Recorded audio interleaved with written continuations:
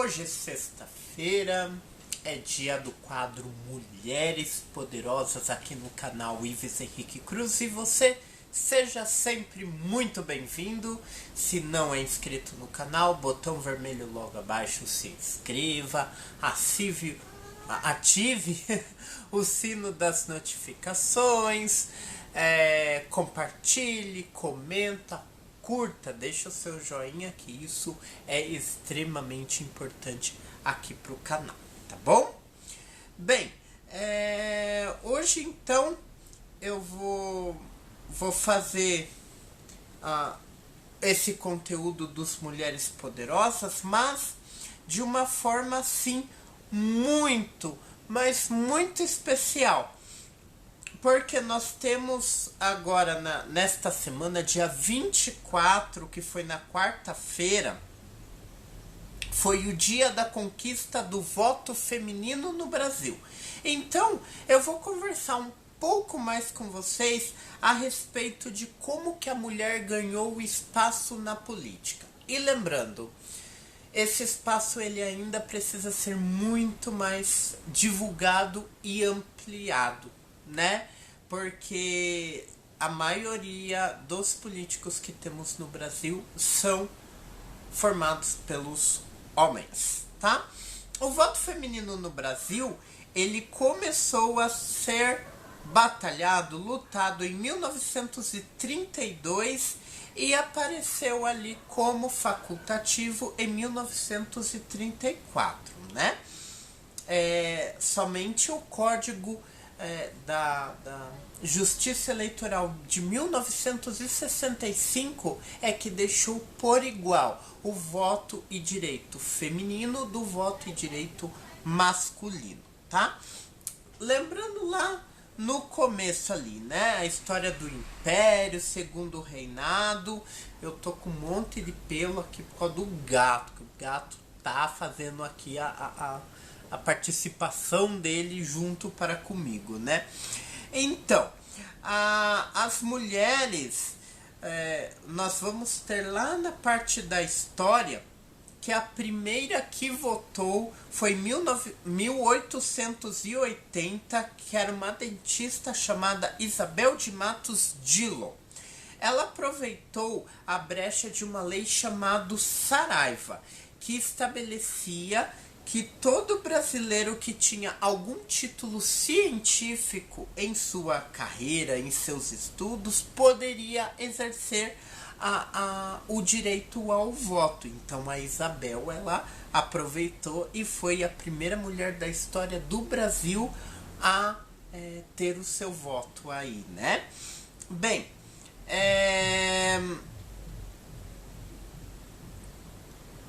ela foi ela solicitou esse direito lá no Rio Grande do Sul. Então nós vamos ter o início, as portas se abrindo para as mulheres diretamente das sulistas ali, né? Olha que bacana. Então, indicava lá na época da República que os cidadãos maiores de 21 anos poderiam exercer o direito ao voto. O que eu acabo concordando, porque não adianta deixar lá com 16 anos, mas aí a pessoa pode votar, né? O pré-adolescente ele pode votar, mas ele não pode responder pelos próprios crimes, porque ele não sabe responder pelos seus próprios crimes, né? Mas ele pode votar. Vai entender, né? Só que esses cidadãos maiores de 21 anos não incluíam as mulheres. Tristeza, né? Bem, em 1910 surgiu o Partido Republicano Feminino, que foi fundado pela professora Leolinda de Figueiredo Daltro. Lutavam pela educação, organizava passeata, lutava pelo direito e reconhecimento no mercado de trabalho e também pressionavam que o governo reconhecesse o direito ao voto feminino, né? Em 1919, o senador Justo Charmont ele foi o primeiro governante a ter a ideia de fazer um projeto de lei do voto feminino, tá? Então, a Berta Lutz, que foi uma das líderes ali da Federação Brasileira do Progresso Feminino, fez um baixo assinado, juntou em torno de 2.000 assinaturas para, de forma a pressionar o Senado a aprovar logo esse projeto de lei aí, feito pelo senador Justo, né? Porém, esse projeto ele foi misteriosamente engavetado e ficou por muito tempo aí, tudo no esquecimento dos nossos parlamentares, né? Bem,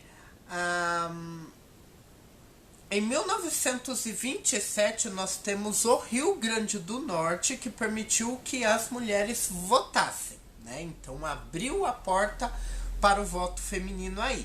E a professora Celina Guimarães Viana, lá de Mossoró, ela fez a solicitação que gostaria de votar e teve a sua inscrição aprovada. Depois da professora Celina, nós tivemos ainda mais 15 mulheres que se inscreveram e conseguiram o direito ao voto.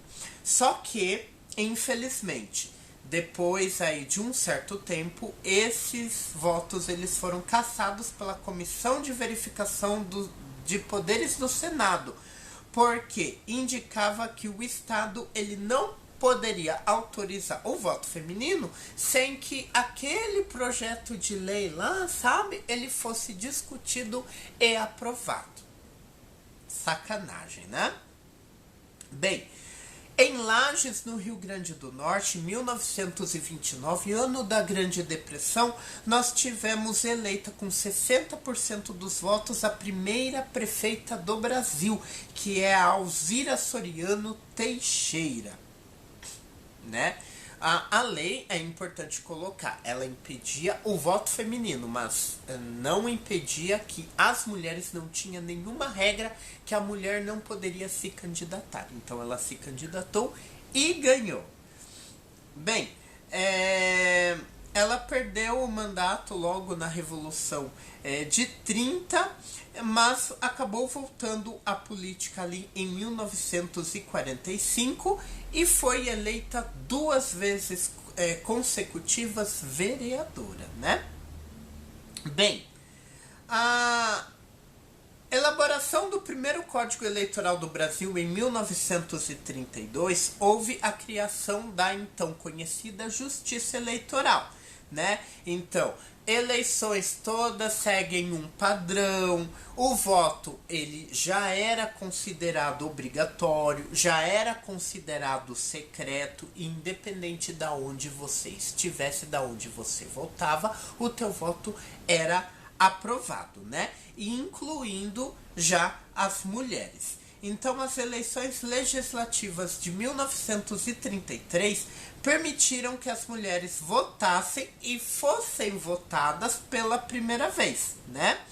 Então, a primeira deputada federal a aparecer é uma médica paulista de nome Carlota de Queiroz. Em 1934, já com a Constituição, o voto feminino ele foi estendido às mulheres solteiras e às mulheres também viúvas, né? As casadas, elas ainda precisavam da autorização do marido para conseguir o direito ao voto. Meu Deus, absurdo, né? O Código Eleitoral de 1935, ele ainda permitiu que o voto ele fosse obrigatório o das mulheres e que tivessem alguma atividade remunerada, que ganhassem aí, né? Aquelas que não recebiam um salário, que não tinham uma remuneração, elas não tinham o seu voto como obrigatório, era facultativo, né? E isso foi mudado em 1965, que no caso o voto feminino com o voto masculino, independente se ganhava, se não ganhava, se era solteira, casada, viúva, se o marido concordasse ou não. Em 1965 tivemos a grande vitória. Agora sim, as mulheres tinham o seu direito reconhecido, assim como os homens. Ainda mais algumas curiosidades. Primeiro chefe de Estado do Brasil, quando o Brasil ele estava no caminho independente, foi a dona Imperatriz Leopoldina. Agora, a princesa Isabel, ela é considerada a primeira senadora do Brasil, que lá naquela época a lei autorizava que o príncipe ele tivesse direito a alguma vaga ali no Senado. Então, princesa Isabel, ela teve esse privilégio aí de ser a nossa primeira senadora, né?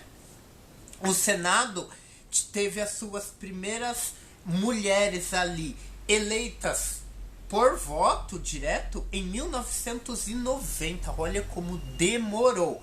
Com Júnia Marise, que é de Minas Gerais, e Marluce Pinto, que era de Roraima. Agora, em 1994, o Maranhão escolhe direto pelo voto, né, a primeira mulher